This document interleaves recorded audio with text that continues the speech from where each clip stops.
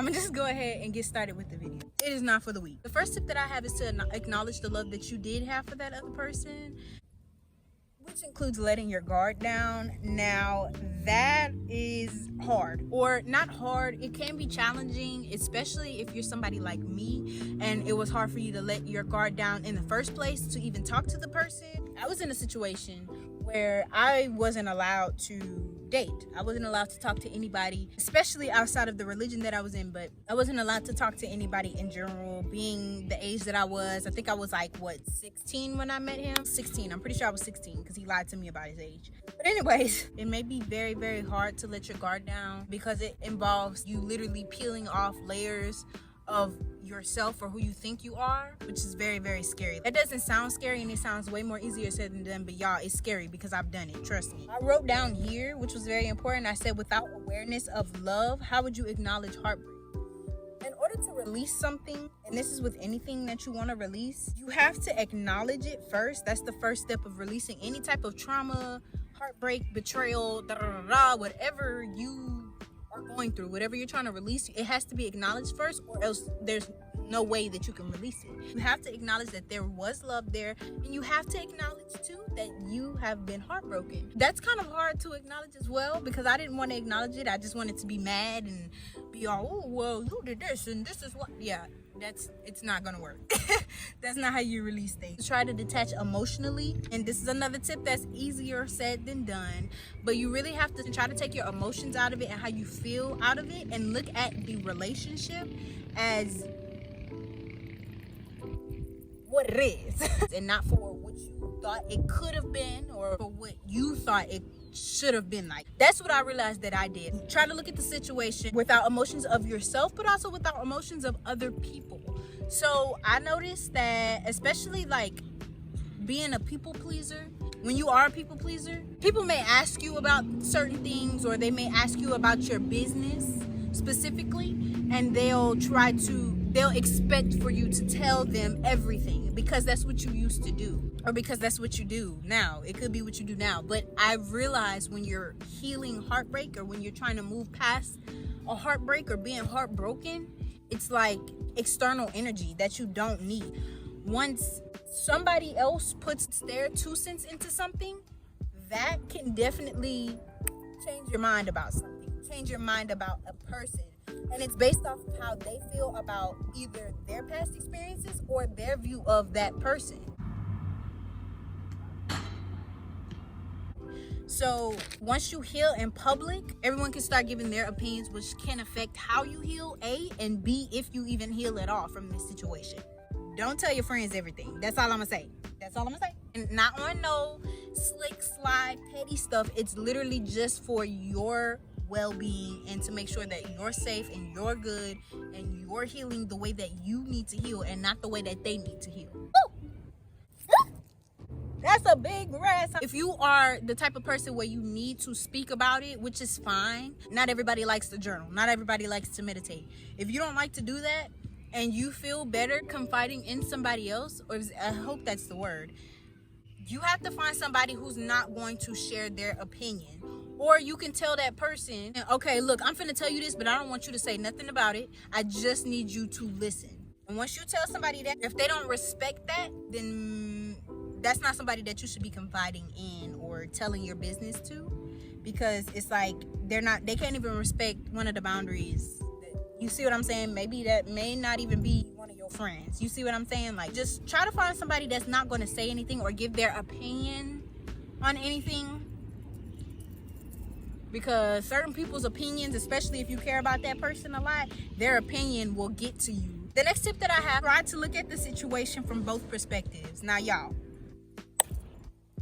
let me just tell y'all, this is very, very hard to do. I know, because I went through betrayal. I ain't gonna tell y'all what kind of betrayal I went through, because that ain't nobody else's business but mine, but I did go through a betrayal. And so, you know, I watched a lot of self-help videos and videos about like heartbreak and how to heal, and a lot of them say that you need to try to look at things from a different perspective. They're doing some work over there as well, so if you hear that, that's what that is. But you can say This is very hard to do. Let me tell you, especially when you feel betrayed or left out in the cold, whatever the case may be. You kind of have to look at it from their perspective. So when I say that, I mean, I had to kind of look and be like, okay, this stems from insecurity from the other person. You see what I'm saying? So it may not have been your fault, or, I mean, anybody's fault. I mean, you shouldn't place blame on anybody, because there are probably things that you have done in the relationship that could have, you know, not been the best, and, you know, vice versa with the other person. So it's all about taking yourself out of yourself and out of your emotions, out of how you see things and what you're going through, and look at it from the other side. And that stems from love. Look at it from a spiritual perspective. Now, I don't know if you guys are spiritual. I like to consider myself a spiritualist. And if you don't believe in God, then disregard this. I had to look at it like this. Number one, if this didn't happen to me, if this betrayal didn't happen to me, I would not be who I am right now. First of all, this twin flame separation thing that I went through, no contact and everything, it helped me and it helped the other person so much. I believe that we set contracts with ourselves and with the higher power, with source, and, you know, our spirit team to go through certain things. And I feel like everybody does that for themselves when they get to this earthly plane. I don't believe that any of this is like a real thing. I'm so serious. I believe that everything happens for a reason. Every big thing, even the small things. I literally feel like everything happens for a reason. And I just feel like I would not be the person that I am today if none of this would have happened. Also, I wouldn't have who I have right now if I didn't go through that. And you can really feel the love between us now.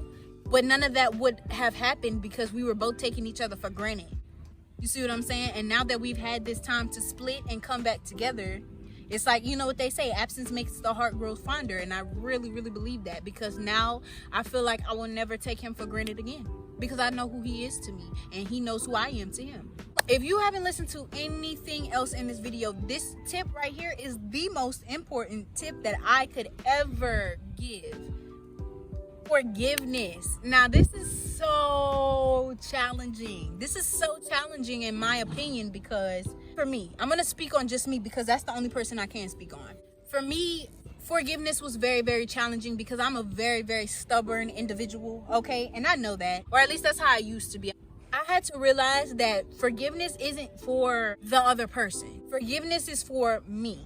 And it's also about the love. Like, you have to have a certain amount of love in your heart in order to forgive anyway, period. Once you practice the art of forgiveness, you could really, like, take a step back and be like, okay, this is actually what happened.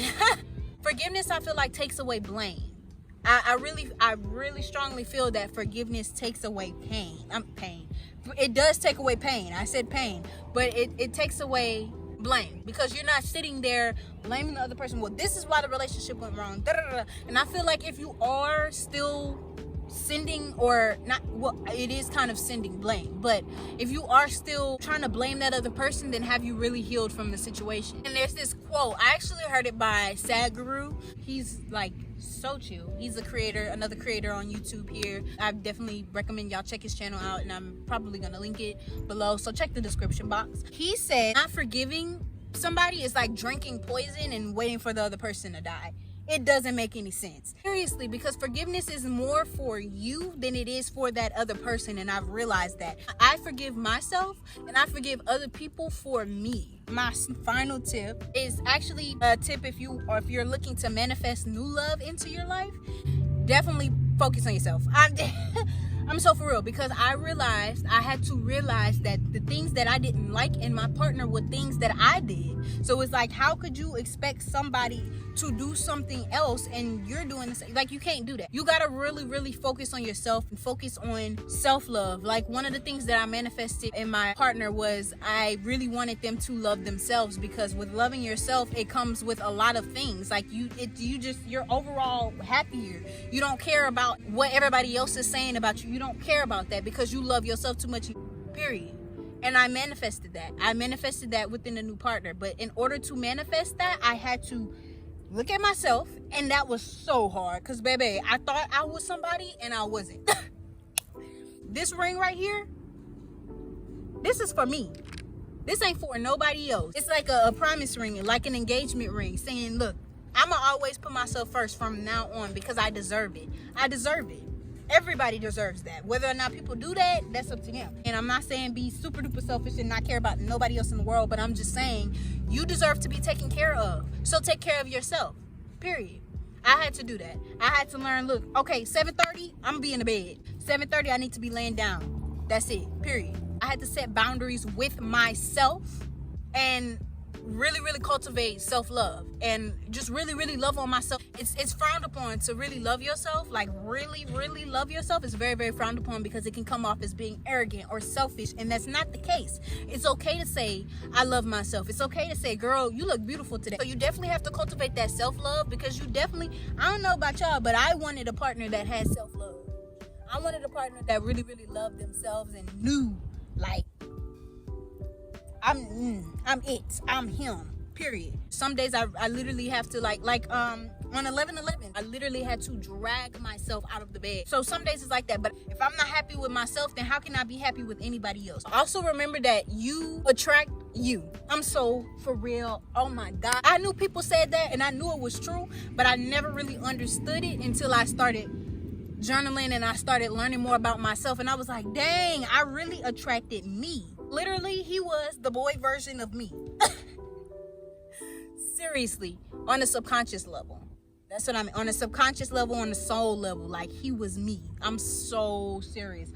If you want to attract somebody, a high value person, a high value man, a high value woman, you need to become that yourself, or else it's not gonna happen, Captain. Because guess what? If you do, let's say you do attract this a high value man, a high value woman, they're not gonna stay with you for too long. Because people who are high value men and women, they really love themselves, and they love themselves so much that they will tell you no.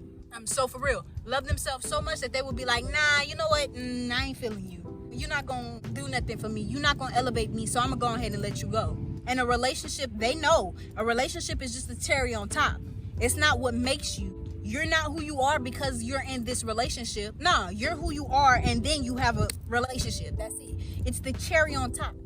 That's it.